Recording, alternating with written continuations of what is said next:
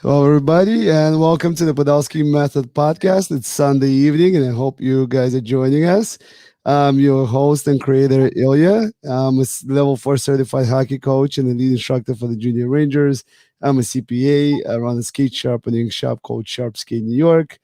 And today we have a very special guest, a friend of mine who I've been following for many years, and we had opportunity to virtually connect quite a bit. Unfortunately, never in person yet, but that's coming. I feel it. I feel Yes, it. yes, sir. I have Jacob Newton here with me, and Jacob had an amazing professional hockey career in Europe. He was a USHL All Star, Hockey East All Rookie team, and NHL free agent, pro hockey player. He's now a motivational speaker and a lot of spiritual, I would say, motivational spiritual advocate, right? Because that's really what you do now. So, Jake, I'm going to kick it over to you so you could tell people a little bit about yourself. Yeah. I would say motivational, but I try and be more inspirational because I view motivation as short term and inspirational as long term. But yeah, I mean, you essentially said all those things. That was in terms of my hockey career. Yeah, I played 2 years in the USHL with the Lincoln Stars. I was fortunate enough to get a scholarship to go and play at Northeastern, even though I had always wanted to go to Boston College. Real quick story, playing back in Squirts for the Riverside Jets, Riverside, California. We went to a tournament in Boston, Massachusetts, and two separate tournaments actually. And the whole team decided to go and watch the BC Eagles play. I don't remember who they played, but we went. And from that moment, I said, I want to go to Boston College. I got an offer to go to Northeastern after during my second season in Lincoln. And then I had a couple former buddies that were playing on the Eagles, the Boston College Eagles. They, were talking to Jerry York about me. He came out to watch us play the Indiana Ice.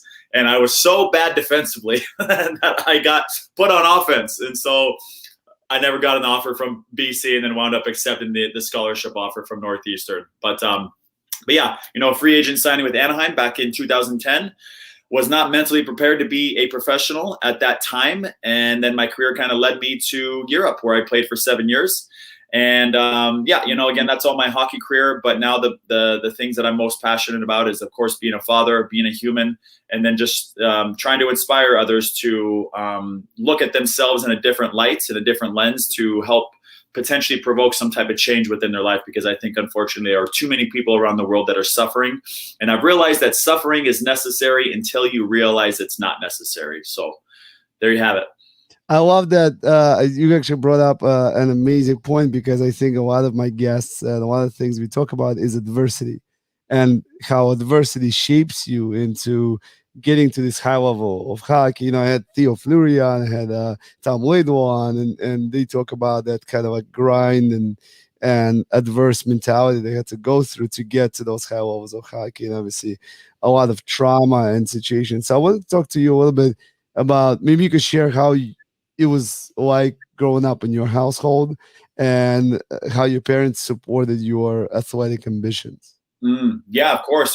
So speaking on that, it's amazing that you had Theo Fleury on. I was doing a podcast myself. I had him come on and share his story, and wow, fascinating human. So I'm happy for you that you got the opportunity to speak with him. And I know he's doing a lot of incredible things around the world in terms of mental health and whatnot. But yeah, in terms of my upbringing, I dealt with my own experiences in terms of childhood trauma. Never received any type of help from it for about 18 years. And then once I started getting help, I finally started to realize the type, how that was playing such a significant role in my current decisions in life, my present moment then. But, growing up, I have two brothers, two sisters. We adopted three cousins. I grew up in a small little desert town in Southern California, about 100 miles southeast of Los Angeles, excuse me. Recently rated the fourth worst city in the whole state. And if you know of California, you know how big it is and how many cities there are. And mine is the fourth worst. So I'm certainly happy to be out of there. That's for sure. But, I didn't start playing ice hockey until I was about 11 years old. again, Southern California in the 90s, ice hockey wasn't such a big thing. Of course, Gretzky getting there in '88 really started to popularize the sport, but it was pretty much just roller hockey. So fortunately for us, we co-owned a roller hockey rink in San Jacinto, California, where I grew up. And at that time, school was almost irrelevant. It was just, okay, we've got this hockey rink. That's going to be kind of our church, if you want to call it that. And so we were there all the time. I remember several different occasions, bribing my parents to, hey, I'll vacuum the whole house if we get to stay home. And, I wound up eventually getting to the vacuuming, but went straight to the rink and played a lot of roller hockey with brothers and sisters and kids around the town and everything like that. And then, like I said, didn't make that transition until I was 11. So obviously a little bit later, but I was the youngest. And it's said that the youngest is always going to be the best, because I had to play up to my brother's abilities and they had to play down in some ways to my levels. And so I progressed at a very different rate than they did. And of course they were older when we made that transition. But there was just a lot of sacrifice, a lot of dedication from myself and of course from my family, living 100 miles away from Los Angeles, being about an hour and 15 minutes away from the closest ice hockey rink. So, and if you've heard of California traffic, of course you live in New York, so you know a bit about traffic, right? So I remember playing for the Junior Kings my under 18 year, my PB AAA year, having practice 4 or 5 times a week. And again, living 100 miles away, that 100 miles taking us about 3.5 hours. So you get home from school and it's boom, straight on the road, doing homework in the car. And then practice ends 9-10 o'clock and I don't get home until 1 o'clock in the morning. I'm falling asleep in the car, of course. So again, it took just a lot of dedication, a lot of discipline from everyone in the house. But I think it was around the age, I would say, of 13, 14, that we kind of started to figure out that there's potential for myself, going to showcases and whatnot. I moved away from home when I was 15 to play in the Northern Pacific Junior Hockey League. I don't know if it's around anymore, with the then expansion River City Jaguars. I know they're not around anymore, in a small little town just outside Portland, Oregon. And had a very successful year there, and then went on to go back home for my senior year in high school and played with the Junior Kings. And then that's when I got scouted by the Texas Tornado in the North American Hockey League, no longer in that league any longer. But it was just, hockey was my escape. Hockey was my church. Again, I suffered some unfortunate experiences as a child, but I am grateful for them in the same breath. And again, hockey was kind of my escape. And so I used it and I was focused and I had one dream, one vision, and that for me was always going to be the NHL. I was very shy growing up. I didn't go out and party. And that is in high school, In high school, I didn't really do anything. I stayed to myself. Didn't really have too many friends at high school because I was constantly traveling. It wasn't until I got away from home and was now kind of my own person. Mom and dad could tell me no on the phone. I could hang up and just go and do whatever it was that I asked, and again, my trauma was kind of just, or the trauma that I experienced was controlling my every decision. So I did do a lot of things in hockey and outside of the game. But my enabler was the fact that I was continuing to have on-ice success. Again, going from the North American League to the USHL to the Hockey East, all rookie team, and then to the NHL. I never really saw anything wrong with what I was doing because I was always producing on the ice. So yeah, I think that kind of answers your question. Yeah, absolutely. All over the place. So if you need to, you can keep me focused. No, I love it. I love because I love having these like free fall conversations, because I think you mentioned something that I heard Jeff Wells talk about. I had a junior ranger seminar, and Jeff Wells and Adam Graves were there, and Jeff Wells was saying how he had older brothers, and the reason why he made the NHL is because when he was playing with them and he would win the puck, he would hold on to it as long as he could, because otherwise, he would it was so hard to get it. Right. He would just never want to give it up. So they had to beat him up to get the puck. And then he became like one of the enforcer type of tough guys, because of that. So he credits his older brothers for that. So I like that you mentioned the fact that, growing up with a younger brother actually helps. I have 3 little boys, so I'm guessing the third one is going to be the pro. There you go. And again, just, quick shout out if my brothers were ever to listen to this. I just think back to us and the ice time that we were fortunate enough to get. They were both coaches and both still are. 7 a.m. practices at this rink in Riverside, California. That was my rink that I grew up playing in. every single day, Monday through Friday, essentially, we were on the ice till 8:30 in the morning, and just working relentlessly on skating. And that was probably my highest attribute. My greatest attribute was my skating ability. And now, as a coach, trying to teach players just the fundamentals of skating, nobody wants to work with me because it's not cute, it's not pretty, it's not what you see on social media with all the stick handling and the shooting, which those are skills that you need to have to get to a high level. But at the high level, everybody has that. Not everybody has that elite skating ability. And I'll use McDavid and Barzal and McKinnon as examples because, yes, they have all the other skills, but their skating ability is what sets them apart even at the NHL level. And so you can imagine what their skating was like when they were 12, 13, 14, 15 years old. They were elite skaters then. And so that was what kind of propelled them to be the type of players that they are. And guess what? They just stayed consistent with working on their skating as their basis, as their foundation as hockey players. And look at what they're able to do now, So again, shout out to my brothers because my edge work is really good, and I take a lot of pride in that. So yeah. Yeah, no, that's it, and it's so important because you try to explain that in New York here coaching kids, we do the same thing. Like when I was coaching house league, I would not let the kids touch the puck for like the first house league season or a couple of 3 months. It'd just be like skating, jumping over dividers, crawling, rolling, whatever you could do, but the pucks were way away. Like there was no pucks on the ice. Like it'd be like I'd throw garbage water bottles out there, but I'm not gonna give up pucks.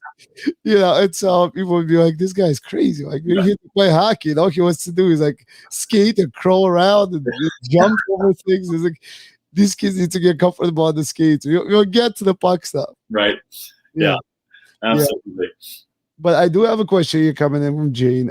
She's asking, do you think your trauma forced you to be an overachiever when it came to hockey? Tough question.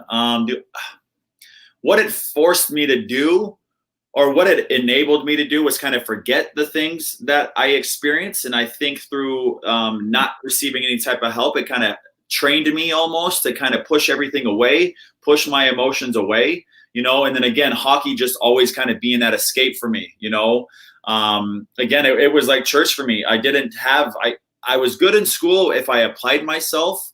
But again, once I identified that I had this certain skill, the skill to be a hockey player, because not everybody has it, right? I really just kind of hung on, and this is going to be it for me. And I was laser focused. It's interesting when I think back to my career before I received an NHL contract. I was the hardest worker. Again, to get from my small little town to the NHL, it wasn't by chance. It wasn't, I had to work for it. I remember, in the gym and running all the miles and everything until I realized that, long distance running isn't really applicable to hockey players. But I had always worked so hard until I got to the NHL level. And it's like I thought I could just kind of relax. It was easy to get there, so to speak. It was a lot harder to stay there. And obviously I didn't have a career in the NHL. But yeah, I would certainly say so. It kind of, the trauma that I went through made me realize that, bad things are going to happen in life. And it's who we choose to be after and what we choose to focus on after the fact that's really going to, kind of make and mold who we are going to be as individuals. So again, I would go through hardships in hockey, but there was nothing that I was going to go through in life that was going to be more challenging than what I endured as a child. And so I kind of held that perspective with me. Really, anytime I started getting down, even though the down moments they're pretty challenging, the low moments, but I knew if I could go through what I went through, I'm very, very strong. I'm okay to be homesick, moving away from home when I'm 15. It's okay to be away from my kids, 5,000 miles away from my kids for 9 months. Again, I went through that, and that is what gave me the strength to do these other things. So everything in life is for a reason. I went through those things, and that was the universe, whatever you want to call it, the universe preparing me for these future things that were going to be extremely difficult. So yeah, great question. Yeah, and I know you talk a lot about on your Instagram and your posts about getting into the right mindset and also just mentally preparing yourself for things, good, bad, whatever. So one of the things that I actually wanted to talk to you about was getting out of those slumps, getting out of those moments that are really tough. When things are just not going your way, you're just having a hard time. You keep hitting the posts every game, whatever it is for 20 games straight. Whatever the monkey on your back is. So, is there something that you do or have done that helped you, or is there something that you're teaching now to other people that Yeah. is Yeah. a tool they can use? Yeah, for sure. I would think it would just be, trying your best to have a growth mindset. I think all too often, and this is, I do some mental training with players around the world. And one of the common questions or common themes is, I'm getting all of these chances and I'm just not putting the puck in the net and I'm feeling less about myself. I'm not feeling good enough, blah, blah, blah, blah, blah. And so the question I always kind of just turn it to them is, how would you feel if you weren't getting those opportunities? All too often we get stuck in that negative mindset. We may have had an incredible game, but we had 3 chances. And because we didn't capitalize on those, we're going to allow those 3 mistakes to dictate how we feel about ourselves in the game that we just played. But again, you put yourself in that position to get that scoring opportunity. So you need to celebrate yourself, And then in terms of like making mistakes, we got to understand that that's just a part of the game. That's a part of life. Everybody's making them. Hockey and life is that they're games of mistakes. So my challenge to anybody listening to this, hockey players, parents, coaches, is to ask your players or players, ask yourself, what am I thinking about when I get on the bench after I just made a mistake? Am I sitting there just thinking about the mistake I made? Because you got to realize that your thoughts are creating your reality. So if you're sitting there just continuously thinking about mistake, mistake, mistake, well, what are you going to get more of? You're going to get more mistakes.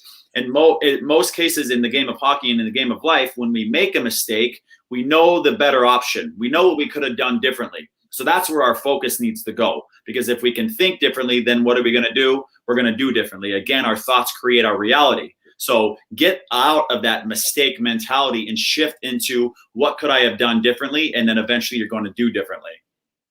Yeah, I love that mentality. I think that's so important. So, kind of piggyback off of that, how can a coach or a parent help their kid get into that mindset? Because I know that a lot of times hockey is emotional, right? And I would say probably transcends to other sports as well, right? When you get into emotions and you see your kid playing, whether they get hurt or whether they're having a hard time, and a lot of parents are very hard on their kids, yell and scream, throw things, whatever it is.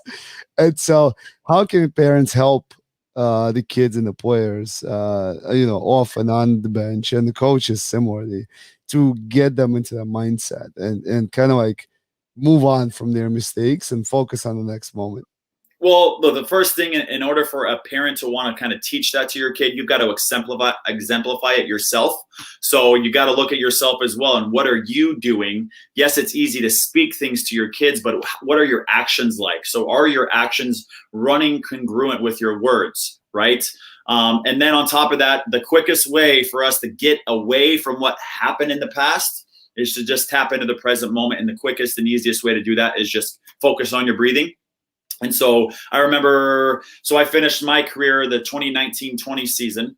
The 2017-18 season was when I really started to tap into mindful, conscious breathing on the bench. So I would get on the bench, and as soon as I was able to control my breathing, instead of getting into that panting like a dog, right? You're shallow, you're not recovering. As soon as I was able to control that, I would start to just use strict nasal breathing, close my mouth, and now I'm just breathing through my nose. And what that's doing is bringing more oxygen to my blood, which is going to speed up my recovery.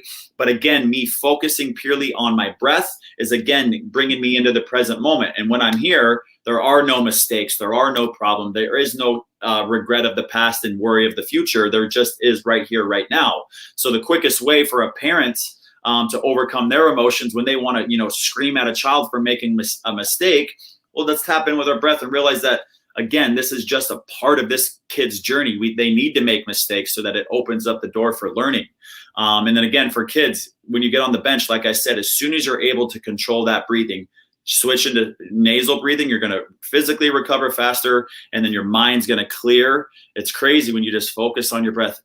It just all goes away, and you're just here.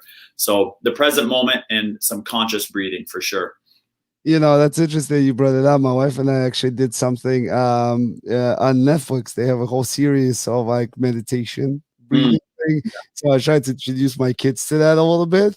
So we did that with them, and I actually thought, first they thought it was really funny. Yeah. We did that with our eyes closed, and pretend, and they have all these like images of like cartoons or something running in the background, so the kids think it's funny. And Yeah. a couple minutes into it, they were kind of, oh, this is cool, Yeah. because you remember when we did the virtual sessions, I tried to practice visualization with them and really get them to visualize situations and game moments. I kind of play through them in their head to Mm-hmm. kind of get mentally prepared for those moments on the ice. But at the young age, it's hard to kind of get them to that level. Yeah, but I think it's only hard. And again, I'm speaking from experience of what I see with my children and what I see with other kids that I'm teaching. I believe that everybody is so high on technology, and as great as it is, and it's able to connect us. One thing I would suggest for parents as well is really be mindful of how much technology you allow your kids to experience on a day-to-day basis. On most days, my kids are watching maybe an hour of television. Some days they don't watch any, because I know when they're just sitting there watching my kids, it's like they're not even there. I will be calling their name and they're not hearing me. So just imagine that's 1 hour or that's 30 minutes. Just imagine for kids that are watching 5, 6, 7 hours, they're just checked out, and that's what they kind of become accustomed to. And that's the kind of what they bring into the arena, onto the ice. They're not really there. They're not using their imagination. They're not using their minds. And if we get rid of the technology, kids are kind of already visualizing all the time. They're just in a constant state of like wonder of, wow, all this stuff around me is so new and it's so beautiful. And so they're just constantly curious about X, Y, and Z. And the moment we start to bring technology into their lives, it kind of zaps that. It gets rid of their imagination, so to speak. So again, I would just be mindful of the amount of screen time that any parents are allowing their kids to have, and for you parents as well. That's I am 100% on board with you, because for me, people ask me why I do all the things I do. Like, I have a full-time job as an accountant. I come home. Sometimes my wife would pick me up from the train, drive us straight to the rink. You Mm, guys, back to back, 2, 3 practices, all 5 saunas, blah, blah, blah. And this like every night. And then on the weekends, as you said, 5 in the morning, wake up, yeah, 6 a.m., we're already at the game, yeah, pre-game work, warm-ups, yeah, 7 o'clock you play. By 9 a.m., you lived half of your life. You know what I mean? yeah. And so they have no time, and plus homework and schoolwork. And Mm, so between all that, like from like end of August to about March, and then they get about 3 weeks break, and then we have spring season for another 2 months. mm-hmm, That there's really no time for yeah. anything. There's just physical reason, and that's why I also love the being athletes and being in the sport. And Mm, that's I always say, like, they're engaged, they have friends, they have iPads, but they call their friends on the iPads and they talk to each other. uh-huh. Which to me is awesome. I would kind of like cheat on listening once in a while. But this is so great. It is like 10-year-olds and 8-year-olds. Yeah. You know what I mean? I mean, to me, that's like it's great that they can develop those social skills, and that's what they want to do. Mm-hmm, Because of hockey and because of being athletes. So I think it's extremely important. So I think it's a great point that you bring up. But something else you mentioned about curiosity, and I've been kind of started to explore that over the last couple of episodes here. And I think, people are born with this innate feeling of curiosity and discovery, and kids, they want to learn. And as parents, one of the things that we do is protect them and try to make sure that they're safe. And sometimes we go overboard, and mm-hmm, sometimes we're overprotective and over safe. And especially when it comes to an aggressive sport like hockey or rugby or football, and you see a kid get hit, it might propel you to kind of take them to the direction of taking them out of the sport, or reining it back and not letting them develop, even though they might have the skill for it. mm-hmm. So, um, what would be some of the suggestions you would make in those situations where a parent kind of goes a little bit overboard, and how can they kind of reel themselves in that moment? Yeah, my advice would just to be mindful of how much of your story you are projecting onto your child. The story that your mind is creating about what you think is going to happen to your son or daughter out on the playing field is just that. It's just a story. You're choosing to believe it. You're putting so much weight in this end, and that's as likely to happen as the other side of them not getting injured, right? Or as them being the best on the team or not being the best on the team, whatever. But again, our minds are just story creators. Our minds will create these stories, and 95 to 99% of the time, they never become real. And one thing, this isn't really in terms of hockey, but going out on walks with your kids or being at the playground. You watch parents at the playground, it is just madness. Parents running all over the place. Don't go here. Don't go there. Stop. No. Limits. And again, that is just us parents projecting our story onto theirs based on our life experiences, right? So although we care, we're coming from a good place. We are now essentially creating just us all over again, So your fears and your insecurities wind up becoming your child just because you're not willing to work on yourself, become aware of that, and then just take a step back and just let it kind of play out. Kids will let you know when they need your help. Kids are incredible humans. They can be in many situations, and I believe every situation, our greatest teachers as parents. Our kids live free. They're free spirited. Kids will say the darndest things. Kids will do whatever because they don't have that filter. They don't understand that if I do this, I'm going to, have a consequence after. And that's something that I'm trying to teach with my kids, that you're free to listen to me or not. You're free to choose, but you got to understand that there is a consequence to whatever it is that you decide. So I try to just take an approach of just being neutral almost. Of course, in terms of safety, there's got to be boundaries. But again, you got to also play a fine line with that, because how many times are you going to say something to a child in terms of their physical safety, and they're going to continuously hear that in their mind? How many times do they need to hear that before it becomes a mental limitation? You know what I mean? So be safe, be careful. They get into their adult lives. They're just programmed now to always play it safe and to always be careful, when in life, you've got to be willing to go for stuff and just go towards the fear and go towards the fire. But I've got it programmed in my mind to always be safe. So I'm not willing to quit my job and go explore something that I'm passionate about. I'm not willing to get out of this relationship because I know how comfortable it is being in this when I know it's not good for me. You know what I mean? And again, I know I'm kind of getting outside of the game and kind of more into life, but again, as parents, you just got to be very mindful of how often you're projecting your story onto your kids. They are unique. They are different. You need to allow them the room to grow and be unique to themselves, not to you. Well, I agree again with that wholeheartedly, because I went through something like that. I had a very overbearing grandmother who was kind of very controlling. In our family, I grew up in Russia.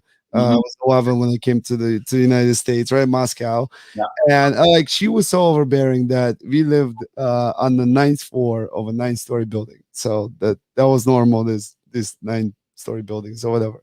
And so, if I went outside to play soccer with my friends, like 20 minutes in, she'll run down. She'll be like, "You're sweating. You need to go change your t-shirt because the wind will blow and you're gonna get sick." Yeah. So I would have to change like 7 times to play soccer. And that was just one example of the things I had to go through, because she was just, God forbid you had a snow fight. Yeah. And it was cold and we were wearing like 77 layers, but but that was the experience. And so growing up, when I went to school, and one of the reasons why I became an accountant is because that's a safe profession. Uh-huh. It is a safe choice. I wanted to be a doctor originally. Didn't really. After a year of realizing I can't stand the sight of blood very well, I shouldn't be a doctor probably. That's a good hint. So I kind of steered away from that. I went into accounting, and I mean, I like what I do. I like my job, and I love the balance between my athletic career and coaching and kids and being an accountant. But the origins of that came because of that feeling safe. I needed to have a profession where I could feel okay, that no matter what happens, I have something to fall on to, and things like that. So definitely, as you get older, you really start understanding those things. Yeah. And another example I would say in terms of parenting, in terms of like kids trusting themselves. So much of kids trusting themselves comes from us as parents trusting them, giving them opportunities to earn our trust. And one quick example would be crossing the street. we always say you can't cross the street without, holding an adult's hands. We give them all the tools to understand when a car is coming, where it's coming from. But then every time that they come to the edge, where the bumps are on the street, on the sidewalk, when it comes time for them to use the tools that we've given them, we don't allow them to cross the street until we're holding their hand. So again, just showing that we don't trust them. So again, now they're not going to trust themselves. So one thing I use for my kids is ears to listen and then eyes to confirm. Ears to listen, eyes to confirm. So we can listen to the cars coming. We obviously are going to hear cars or we're not, but then we use our eyes to confirm that there are none. And they don't need to cross the street with me. If I'm a few steps behind or 10 feet behind, I give them full confidence to go. And they are incredible how they'll get to the end of the sidewalk, they'll do everything, and then boom, they're free to go. And there doesn't need to be any tension there now, because again, I've given them the tools, I've given them the opportunity to earn my trust and then gain their own trust and then go. And there doesn't have to be a battle there, and then again, that's one small example that can be applicable to so many different areas in life as a parent. So yeah. Yeah, that's so important. And sharing those tools, I think that a lot of people watching and listening to this, I hope that you guys take this away for yourself, because I love sharing these little nuances and tools because I implement them too. I have three little boys, and I took my 3-year-old to a store the other day, and I had to carry boxes of groceries because we decided to walk instead of taking a car, and next to our house. Yeah. And after I got all the groceries, I realized that it's just, I have to use both hands to carry that stuff. Yeah. And so I was like, just hold on to my pocket. Yeah. So the whole time you were just holding on to my pocket, just walking behind me.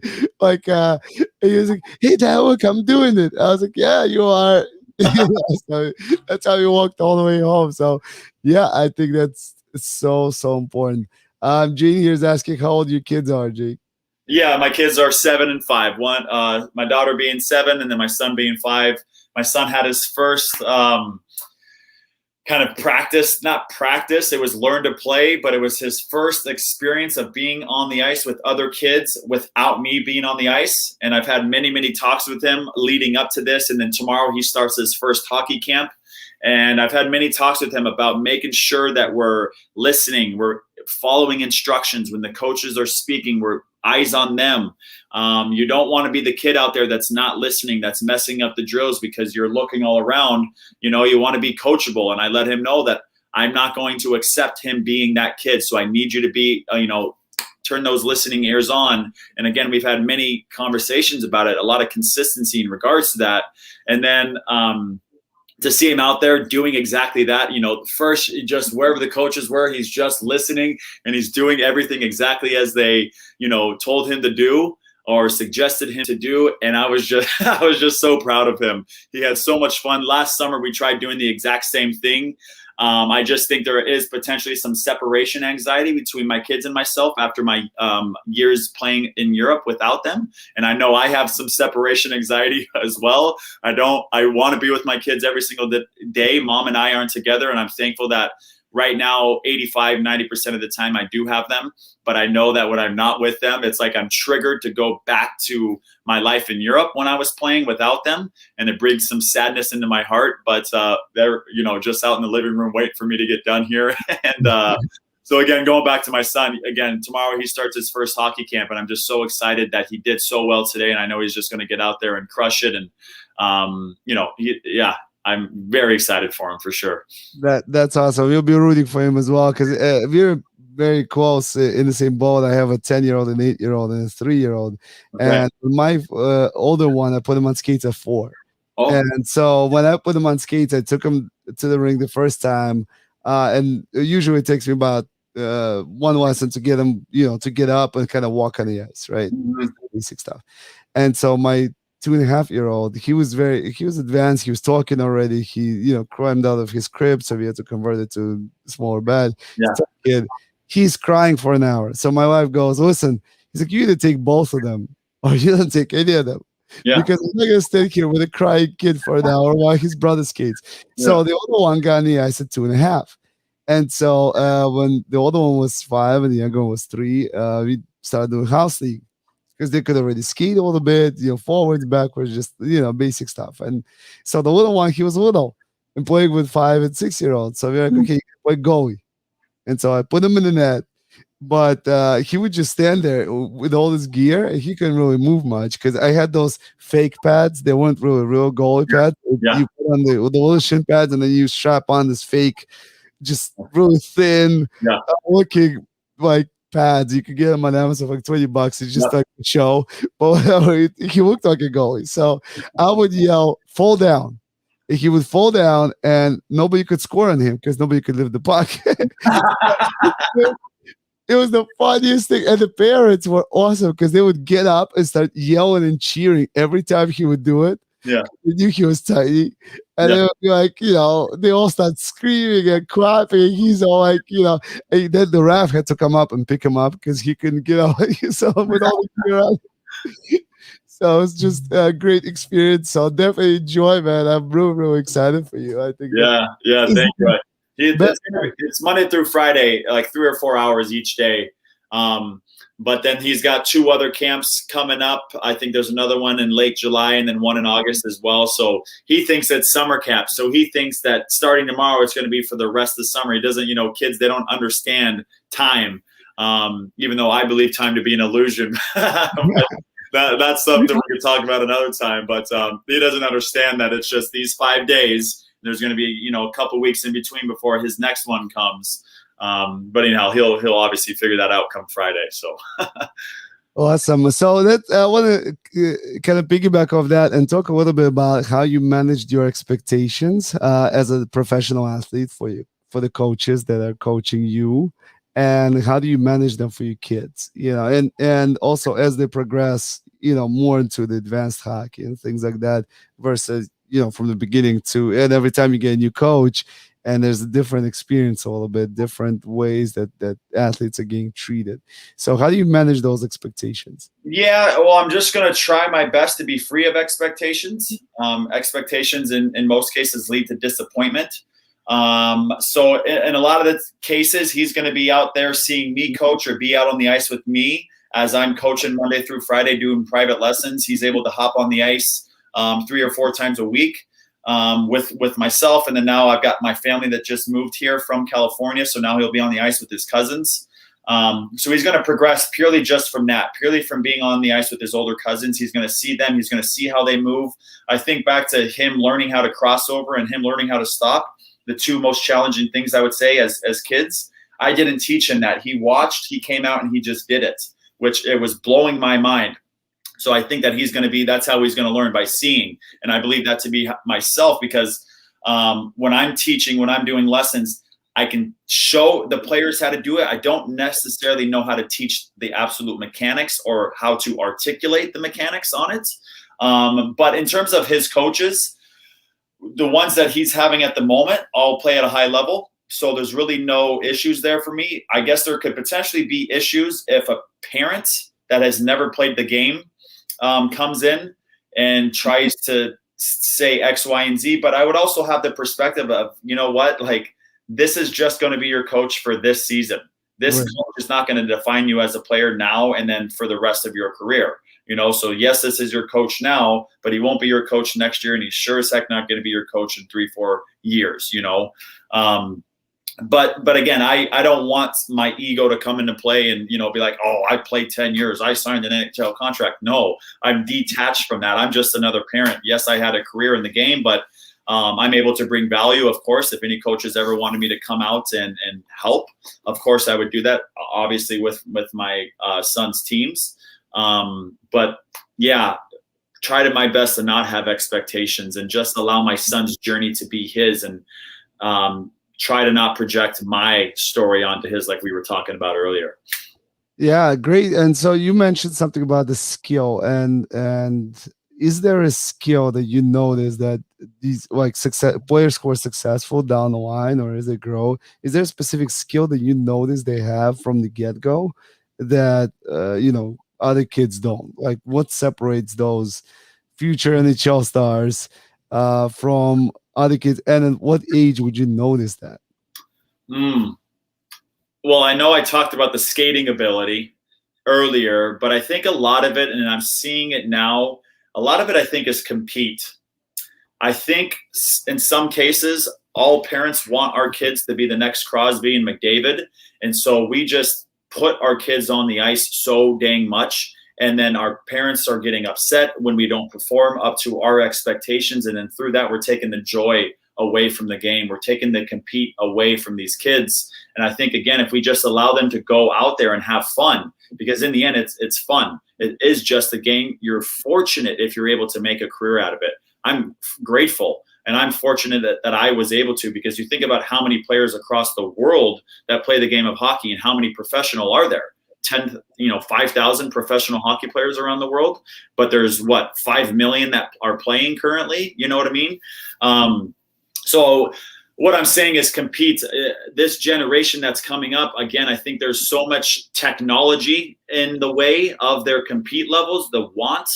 I think they're trying to learn the wrong skills at the wrong time. I think, again, skating needs to be your basis from the moment you get on the ice. That's the first thing you do. So you better be good at it, and if you can't skate, if you're not an elite skater, in a lot of cases, you can't play the game at a high level. But again, also understanding the mental game as well. And if we can start teaching our kids valuable tools at a younger age, they can potentially have breakthroughs when they're 14 and 15-year-olds, opposed to myself. I had mental breakthroughs when I was 23, 24, and 25, when I'm already 5 years into my career and I'm playing now in the second Italian league. I go from an NHL contract with no mental skills whatsoever to 3 years later playing in the second Italian league, blaming everybody for why I was there.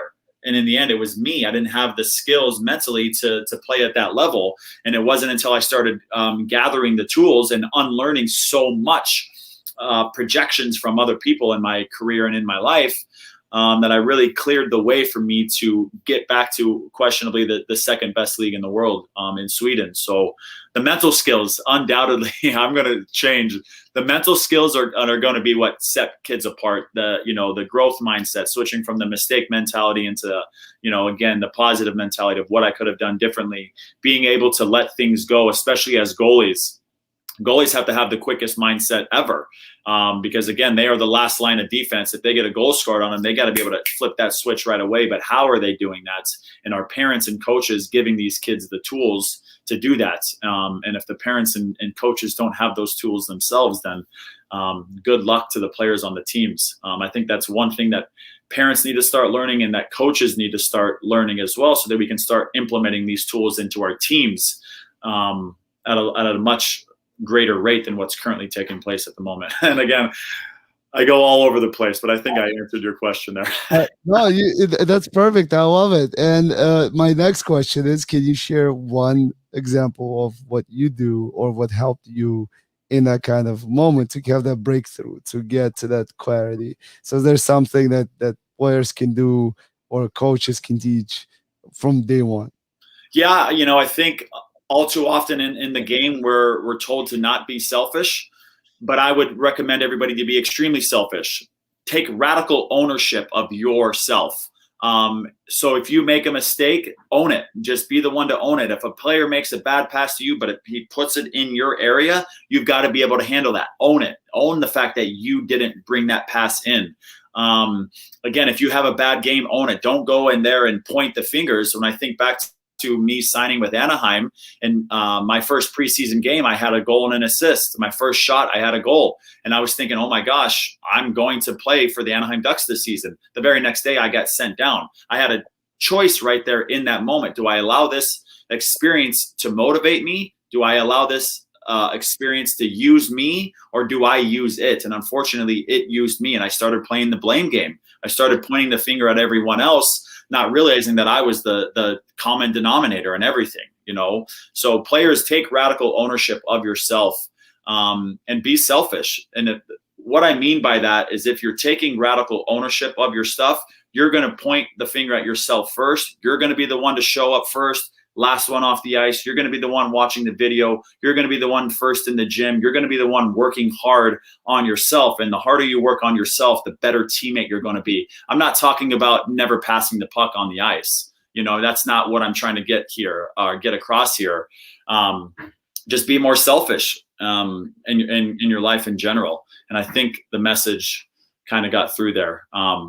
but again, that was kind of, I remember sitting on the ice in Italy, in Epon, Italy, my first year in Europe, playing with some guys that had a hard time not tripping over themselves. And again, I just went from an NHL contract, and I'm at the end of practice. I've got my helmet off, and I'm speaking with my goalie, who was a pretty good goalie. And I was just looking at him, and I was just thinking to myself, like, damn, what happened? Like, where did I go wrong? And that's when I realized, like, holy hell, this has all been me. I wanted to blame Cam Fowler, and I wanted to blame Bob Murray and Randy Carlisle for my inability to progress as a player mentally. And it wasn't until, again, I just took ownership of everything and started working on the mental tools till and I was really able to see a very quick incline in my career.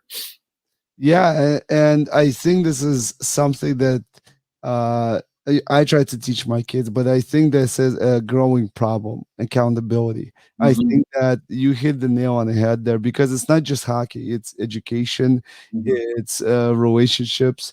We see it in our daily lives more and more and more. It's easy to say it's somebody else's fault, and then you have no problems to fix. Mm-hmm. You never have a problem, and talking to on the in the athletic world on the ice, it's easy to see. Mm-hmm. It's something easy to kind of argue. You say, listen, like you said, I paid you the pass. Yeah, it wasn't perfect. Could you have kicked it up to your stick? Yes, you could have. Mm-hmm. So maybe it wasn't the best pass, but I had a guy on me. I tried to move it quickly. It wasn't great, but you could have handled it. So, Yeah. and then the person would be like, "Oh, okay, well, yeah, I guess I could." You could have that conversation. In Mm-hmm. life, people tend to be a lot more defensive and a lot more stringent when it comes to these conversations. Mm-hmm. And I think that, especially in education and just being mentally aware of where you are, I'm very fortunate that I work for a great company, on a daily basis, that people are very open and they discuss things, and there's accountability, and there's ownership, and people want to be the person who says, "Hey, um, I don't care about the problem. Mm-hmm. I'll care about the solution. Mm-hmm. If you have a problem, I'll take it. It'll be my fault. I don't care. But Yeah. I'm gonna be the one to fix it. Right. And then I'm gonna be the one who everybody pats on the back and says, "Hey, that guy, he fixed that problem." Yeah. Whether it was mine to begin with or not doesn't really matter. Yeah. Yeah. Yeah. Sure. And that's something that I try to teach my kids on the ice as well. When they're playing the game and they lose, they're like, "Oh, it was this, it was that." I was like, "No, you were on the ice." Oh, and I love when they come in and say, "Hey," the parents do this a lot. They'll be like, "Oh, the ice was so bad. The conditions were terrible. The puck was bouncing." And I have my friend, one of my good friends, Coach Wada, coach, he always says, "Everybody played on the same ice. Yeah. The other team was on the same ice. They didn't play somewhere else. Yeah. They also played the same puddle. They also had the same issues. Yet they won and you did. So you can't blame the ice conditions for something that both teams experienced." So yeah, I just think that accountability is such a big concern now. So maybe you could talk a little bit about your experience with accountability as you had your moment of clarity and you started to improve that, and getting back to the highest levels of hockey. So did you see other people at that level being accountable for the way they played, or was it like a mixed bag? I would say it's probably more of a mixed bag, but unfortunately, probably more of a mixed bag in a negative way. Probably leaning heavier towards the guys not taking responsibility, because if you're not taking responsibility and being accountable for yourself in your own personal life, there's nothing that's going to happen between your personal life and the game of hockey that's going to make you flip that switch. How you are outside the game is how you're going to be inside the game mentally, So I didn't take any type of ownership in my life at all, personally. So what makes anybody think I was going to take ownership when I was in my career? And I think back to my first year professional, I was playing after I had gotten sent down. I was playing for the Syracuse Crunch then, in the AHL. First year on my contract. Again, I worked so hard to get there. And then when I got there, I just stopped with that. I stopped with the dedication. I stopped with the discipline. I would be one of the last guys to show up and one of the first guys to leave. And one specific night we had lost, I don't know, 4-1 or 4-2. And I was out on the ice for both goals. me being the victim that I am, or being the victim that I was with the victim mentality, I didn't see that these goals were my fault. But my coach let me know very well that they were, and he called me in between every period and was just giving it to me. And here I am getting all emotional in the coach's locker room. And it wasn't those experiences so much that I wanted to share about as that I had the captain of my team, Joe DePenta, give me a call about an hour or so after the game, and he had won a Stanley Cup with Anaheim back in 2007, and just saying, like, Jake, like, what in the hell's going on, man? Like, we as a team, we need more from you, but you're not doing anything. You're not working hard. You know, he went on to tell me about how he was able to make it to Anaheim and all the things he was doing away from the game, but none of it mattered because this guy was not going to be my teacher. I was always going to be my teacher. My life was always going to be my greatest teacher, you know?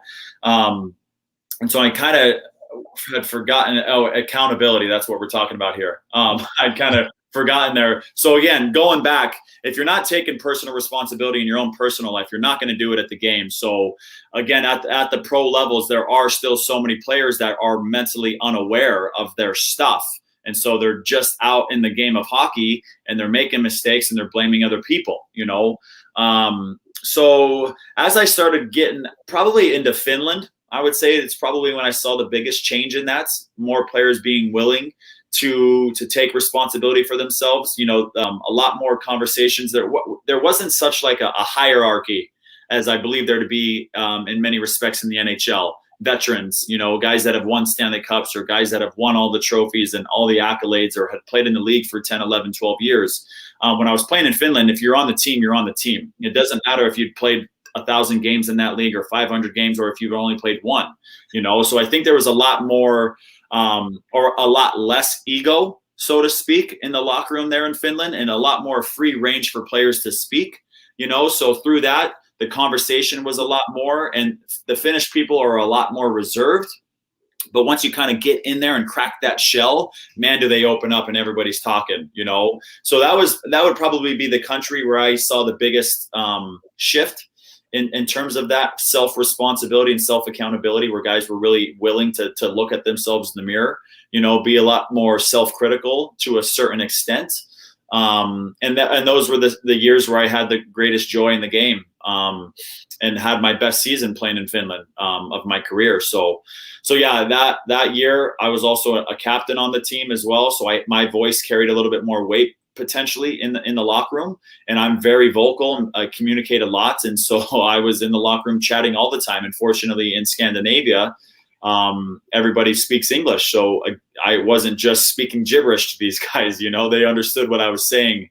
And so yeah, it was just overall great experiences over there in Finland. Yeah, I got to travel to Stockholm a couple of times for work over the last couple of years. So I definitely I got to see Djurgården play the Swedish team against Frölunda, and so that was a good game. And you know, people tell you that, you know, hockey is not the same over there. It was brutal. They were killing each other in the end. So I was like, it's the same. It's just as hard as it is in the NHL. But you know, to my point is that I completely agree with you on you know, the Scandinavian mentality and the way that they kind of approach things. They're very kind of they're very focused, very open, very kind of just, you know, had conversations in a bar over a beer with random people just sit next to me and be like, hey, where are you from? New York. Oh, and then next thing you know, for 3 hours we're discussing, you know, northern Sweden, and one guy was from northern Sweden and the other guy was from southern part. And so they were talking about what's better, the winter or the summer kind of thing. For like 3 hours is the best. Yeah. But something you mentioned about victim mentality, and this is something that's actually I see a lot in my personal life with some of my close friends, some of my even relatives, where that victim mentality, and it carries through to you know, older ages, and they continue to blame the country, the government, I don't know, the roads, the traffic, like they'll blame anything and everything and all their problems, you know, as opposed to kind of changing something about themselves. And you know, again, I enjoy I love what I do, my job, my coaching career, like, and I didn't just sort of show up and say I'm going to be a coach. I coached a couple of spring seasons with some coaches that I knew to see if I would like it, if I'm good Mhm. at it. And then ultimately I became an assistant coach, and then kind of like progressed through the ranks because I don't have that professional level of experience. So I didn't want to just jump in there and be like, hey, I'm the all-star here. No, I wanted to learn it, do the right way and be able to give to these kids like a foundation. I'm lucky enough that a lot of the kids I coach make it to double and triple A levels of hockey, Mhm. and play there. But talking about getting people out of that victim mentality, and especially not just the kids but the parents. Do you do when you coach kids now? Do you work with the parents as well and help them perceive the game a little bit differently? Because I feel like the parents are really a big part of the child's development. Mm. To be honest with you, I don't really work closely with parents. All of the coaching that I'm doing is on like a one-on-one basis or group trainings. Potentially come fall time, again, like I had mentioned, my cousins just moved here, or not my cousins, my family, and therefore my nephews and niece moved here. So my two nephews are going to be playing on one of the local teams here, and I've been asked to come out and help with those teams. But I don't know that I'll ever work closely with parents because I don't see myself as being a coach like of an actual team unless it's at a higher level. But to help parents get out of the victim mindset, it's my belief that there's really nothing that you can do. You can try your best to plant the seed, but life has to do something for them. Something catastrophic has to happen within their life to shake them to their core, to make them realize the way that they've been living is unhealthy and they are the toxic ones. It's not everybody else that's the toxic people. It's them. Um, Again, you can have conversations with people, but if they're not ready to receive that, then you could be talking for 2 hours and they can be staring you in the eye, but they're just mentally unaware. They're they're too busy listening to the thoughts in their mind opposed to the voice that's being spoken to them outside of their body. So the victim mindset, again, it was something that I had. I've been through 3 catastrophic events in my life, and it wasn't until the third one happened. Again, I have a phone call with a former NHL Stanley Cup champion. You'd think I would be open to listening to what he said, but he was never going to be my teacher. Again, life was going to be my teacher. I needed to continue making mistakes and making them and making them and making them and beating myself down more and more and more until I hit that rock bottom, and then use that as a stepping stone to continue building myself then from there. But if I didn't go through these experiences, I could still be that same victim.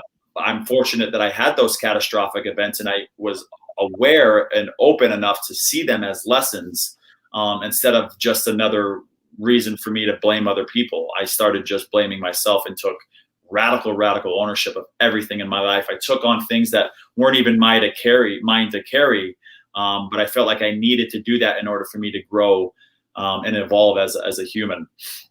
That's such a great perspective. I love that, and I think that I hope that we break through to at least like 2 people after this podcast, because it would be nice to get somebody thinking in those terms. I shared a story about a family who's I coached the kid over the quarantine, right, the COVID Yeah. year, and the parents weren't allowed inside, and this kid, every time I would come out, I could say anything to him, like, "Hey, put your stick in front of you when you're skating. Don't drag it behind you. Put it in the passing lane, whatever it is." Anything I would say, he would just slump down and just look like I just told him he's the worst player in the world and should never play hockey, right? Mm, No matter what I would say. So almost like it became an uncoachable situation yeah. because he wouldn't hear me as all a kid. So I realized later, because I was talking to the director, that the parents instead of talking to me about what the kid is doing on the ice and what we're working on and what I'm trying to teach them, every time the kid would come out from the practice and he would be upset because coach made a comment, they would go and complain Mm, to the organization about this, that, the practice is too hard, the practice is too easy, the coach is too tough, this and that, right? But everybody else was fine, yeah. right? And so, and I realized that there's almost nothing I can do in that situation. Like you said, no matter it wasn't like I wasn't yelling at him. I wasn't like doing anything to discourage him. It was just giving him fundamental training and instructions, Mm. and is if anything trying to encourage him every time something worked. You Yeah, know. but the thing is the moment you became that kind of critic, it triggered him because I would imagine his parents were very critical of him at home. So even though you had all the care in the world and you were maybe speaking in a soft toned voice, as soon as that critic turned on, you no longer became Coach Ilya. You became mom and dad, and he shut off, and he was no longer receptive to anything that you were saying. And his default is to go and tell his parents, and then their default is to blame people, and which is why they would go to the organization. So again, there's nothing you could have done, even more so because what you were seeing on the ice was a result of what was taking place at home, and that's something that obviously you can't control. But it's funny because as a coach and as a mentor, the first thing I do is I own it, right? And that's what we just talked about. Because my thing is like I remember more of the kids that had trouble, Mm, or where maybe I went a little overboard in telling them that they did something wrong, or mm, maybe I yelled on the bench because I got emotional, or whatever it is. And I remember those moments, and I replay them all the time. And I'm kind of like, I can't do that, yeah, and try to fix myself, but I kind of own that. yeah, It comes back to me. So that's why I always these moments like they come back to mind. Like the kids that are kind of like they're moving and they're grooving, they're into it, and they you kind of it's just like easy. It just I would say it's easy. It's work, but they're going, they're listening. yeah, yeah. Yeah. So It's fascinating stuff. I think with my coaching, the things that I'm doing, so many players again don't want to do the skating that I have them doing, but I let them know. I said, guys, like you have no say in what we're going to do out here. You have no control in the drills that we're going to do. You have all of the control in your attitude and your efforts. And all too often we get lost in, oh, this is just another practice. This is just another training session, just going through the motions. But in reality, every time you step onto the ice and every time you step into the gym, it's just another opportunity for you to get better. So you might as well maximize that. Again, you have no control in what drills we're going to do, but you have the control in what you're going to get out of it. And if you're showing up, going through the motions and only putting 50% in, how can you expect to get 100% out? And how you are in the training sessions and how you are in the gym is going to be how you're going to be in the games. So you might as well show up and put forth the greatest effort that you possibly can every time. Because what you don't want is to get 4 hours later in the day or 2 months into the season and look back and have regret on knowing that, dang, I could have gone a little bit harder. And man, that is one of the worst ways to live life is from a place of regret. Yeah, and I used to love practice. I wrestled in high school and college. I wrestled Division 3 college level, and I loved practice because I was always really nervous in matches and meet. I was so nervous. I would always like once I get started wrestling, that's it. The nerves would go away. Yeah. Or once I start playing hockey, like the nerves go away. But like that moment right before, I always get really nervous. And so the things that got me going through it was like, hey, I put in all this work. Mm-hmm. I was on the mat for 6 days a week, 3 hours a day, and then I ran the stairs, and then I did the bike, and then I did a nice cold bath for 20 minutes where I can feel my legs, and and I did all that to get here. So I'm okay. I'll be okay. Like worst things that happens is I'll lose. Right. That's the worst, and then kind of ground yourself that way. So maybe that's, I know we're coming up on the hour here, but maybe the last topic we could kind of discuss is a little bit of that fear. And if you had any before your meets and before your games, and how did you deal with that? Yeah, for sure.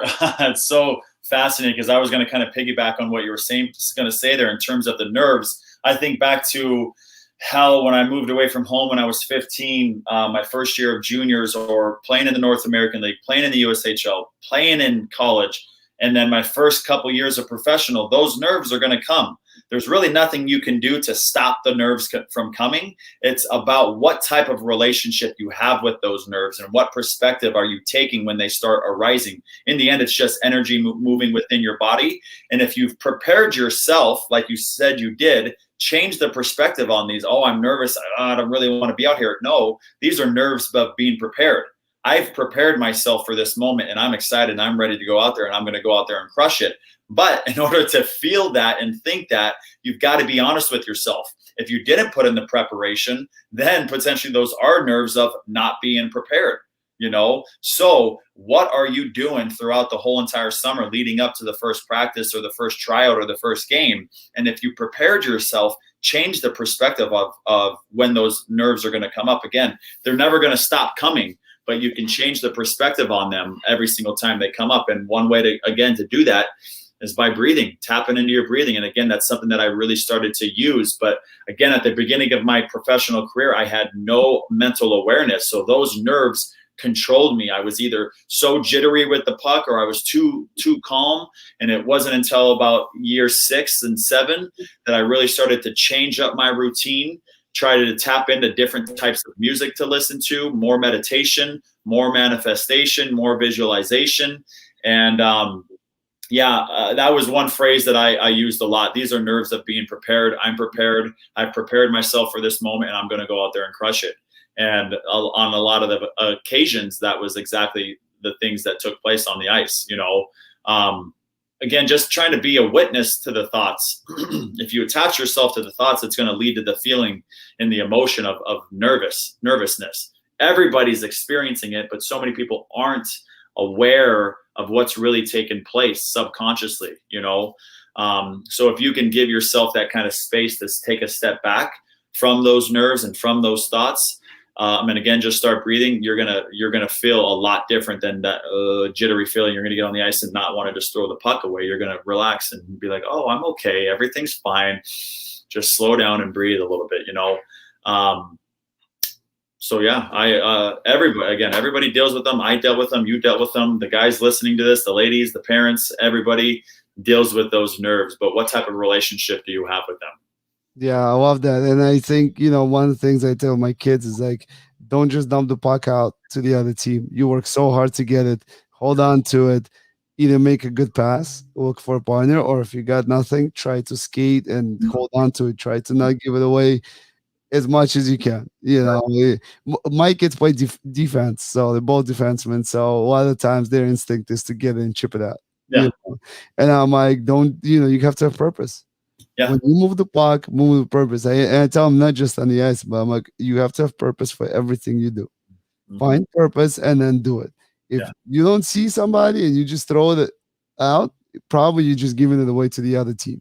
Yeah. And you work so hard to earn it. So the same thing with life, right? You work so hard to earn it. And if you don't know what you're doing it for, you don't have a purpose or the direction for where you want to go, you might end up in a bad situation. Mm-hmm. Yeah. Find your why and then you'll find your how. I love that. Yeah. So I did want to mention our sponsors for the show. This show is brought to you guys by Wargate Hockey. If you haven't seen it, Jake, I don't know if you still play yourself, but they have a little cage that goes under your visor so you could keep your teeth. Now that you might want to keep them. but yeah, it's like a cage that's a visor combo.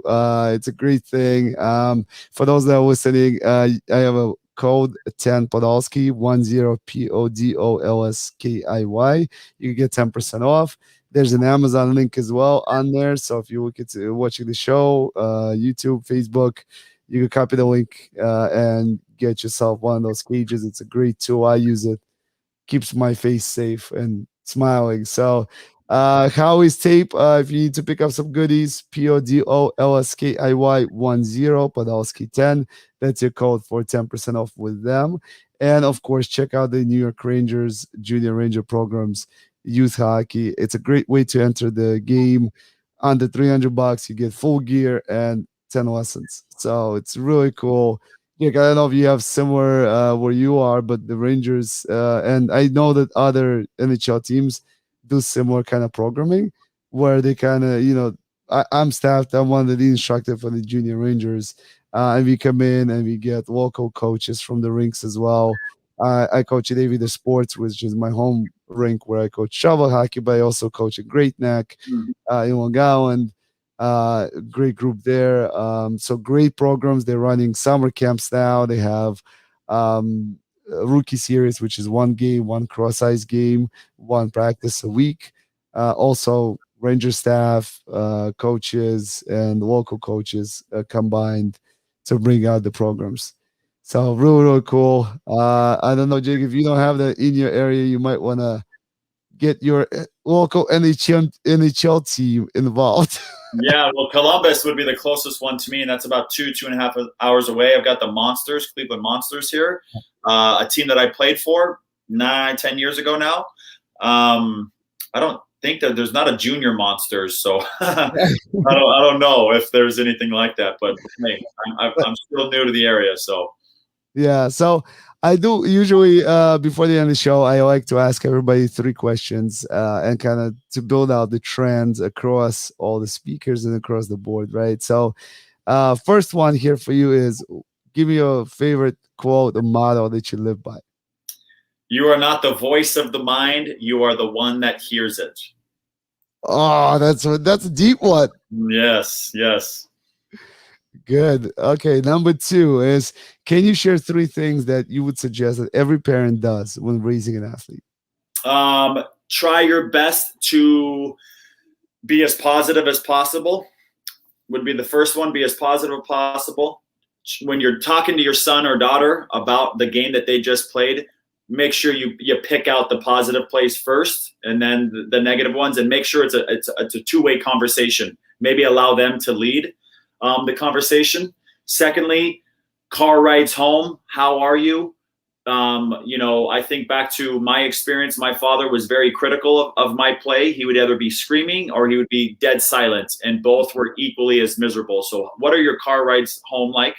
And then third, try your best to free all expectations of your kid other than to work hard and have fun. They're always going to do the very best that they can. You as parents play a pivotal role in their development. And I suggest you to get out of the way. Allow their journey to be theirs. Don't project your stuff onto them. I am so in love with what you just said, especially about the car rides, because I was the guy in the beginning of, before when I just started coaching and stuff, I was very overbearing. And one of the things that we used to do is exactly what you just said, ride home, either yelling and discussing, you did this wrong, that wrong, or it was quite quiet.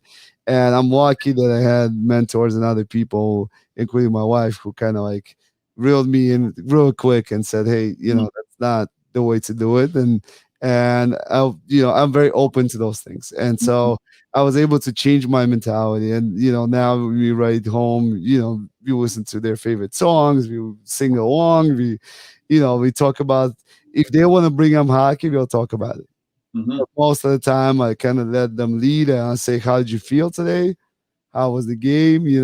My kid just won a championship. His team won the first place, and we had to go to my younger kid because he was playing the championship as well. He won second place, Okay. and so my older one once walks out to the car and starts crying, and I was like, "Why are you crying?" He's like, and the reason why he was crying is because he didn't want it to end.